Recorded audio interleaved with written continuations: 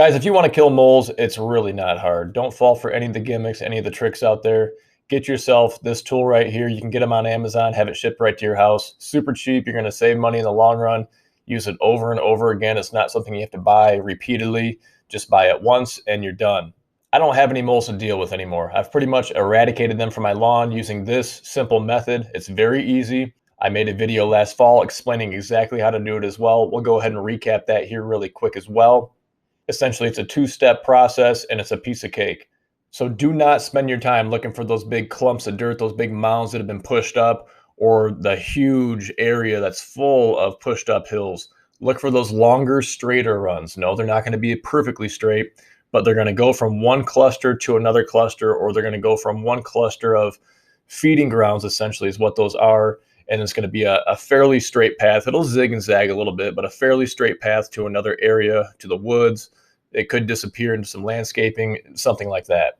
That's the kind of area you want to look at. So after you have it tamped down, come back in a couple hours. Maybe it's the next day. Just check it out. Maybe you have 3 or 4 areas that you want to check out. Tamp down all of those with your foot just to get them nice and flat. And you'll just come back and check for activity at a later time and see if they have returned. That's how you know it's an active tunnel and that they'll come back. You can see the whole run right here all the way down. So that's the kind of run you got to look for there. You can see it's a pretty long straightaway. That's kind of where I see it starting and working its way this way, all the way to there, and a little bit beyond. So when I was mowing earlier, I drove my lawnmower tires over this entire path, and then 30 minutes, 45 minutes later, it was already, actually I was out here blowing grass off of things. And so right after I was done, it had already come through again. Those big feeding grounds, those areas where there's the clumps of dirt that have been pushed up and there's just kind of tunnels and hills all over the place, they are not likely to return to those same exact spots. You need to just put those right on the travel tunnels, the travel corridors. That's the only place to focus your efforts. So the traps we're talking about, guys, here are these scissor traps. And you can see here it's a scissor on the bottom. There's going to be 2 of them, a pair, one on each side. Doesn't matter which one you get. Here's another version right here. Here's a 2-pack of them as well. So if you want to have more than one, this might be a good route to go. You get a couple of them there for a pretty solid price. Here's the cheapest one that I could find right now that's on Amazon. Very good price right here. So this is a scissor trap, and it's the easiest thing in the world to use. Take a look in the video here. We'll go ahead and show you how to use that trap. It's very easy, very simple, straightforward. It's a pretty clear indicator when it goes off as well, because you'll see it go from the flat top position to a triangle position as it springs. You can see this little disc up top and then the 2 sets of scissors down below, okay? So when you push down on this, it's going to open those scissors like that, and they're going to set in place. So you want to set them right along the run this way, okay? And so when a mole comes through there, through these scissors here, it's going to push the dirt up and into this disc and set it, spring it, and then those scissors will close, and then you have your mole. So we're going to set it right in here. I've already worked this a little bit loose in this area here. What you want to do, get it nice and flat, tamp down the run all around it everywhere. And then you're just going to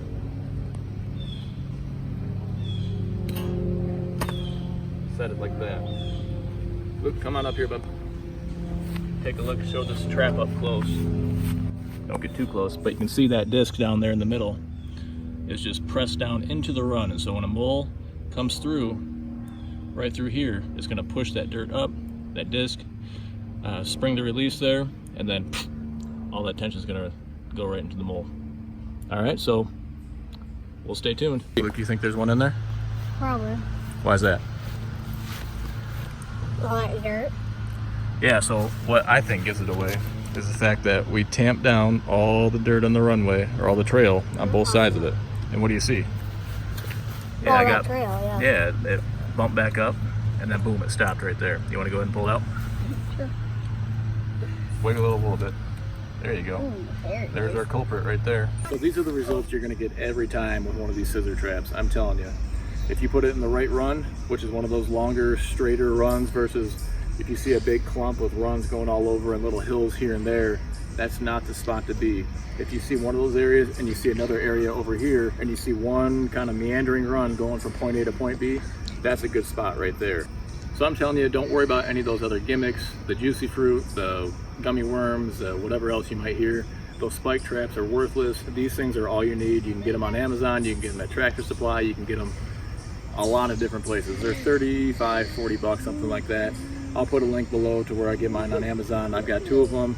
This is the first time I've used it all year, and we're in September now. So it's the first time I've had a mole in 2 years, which to me is a little bit disappointing because it's a little bit of urban hunting, you know, but great results every time with the scissor trap.